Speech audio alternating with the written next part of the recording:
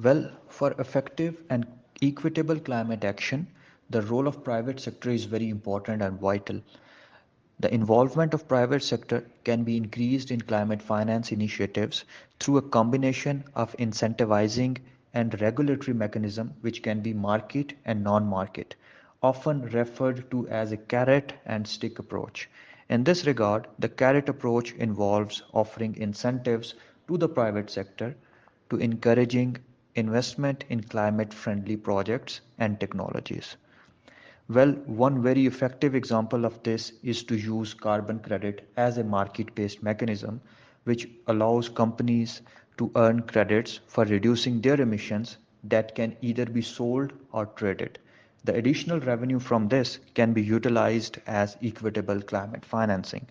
Another example, which is non-market based initiative, is the Inflation Reduction Act in United States, which provides tax credits and subsidies to renewable energy investments, thereby reducing the financial risk for private companies. Countries like Pakistan and other developing countries can effectively use this sort of legislations to target effective climate action and inflation reduction at the same time. Well, if we see on the other hand, the stick approach, which might not be effective for developing countries like Pakistan, the stick approach involves implementing regulations and penalties to discourage carbon intensive activities. For example, very common method is imposition of taxation on high carbon contents, which provide a financial incentive for the companies to reduce their carbon footprint. Additionally, mechanisms such as Carbon Border Adjustment Mechanism, CBAM, recently introduced by European Union, which aims to impose a carbon price on imports of certain goods from countries with less environmental regulations.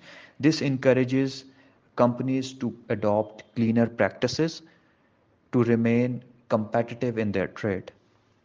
Well, by combining these approaches, the carrot and stick approach, with other initiatives, for example, public-private partnerships, technical assistance, and climate capacity building, regulatory certainty, and supportive policies, etc., government can create a regulatory environment, an ecosystem that both rewards positive climate actions and penalize the negative ones, making it financially attractable, bankable, economically feasible for the private sector to invest in climate finance initiatives.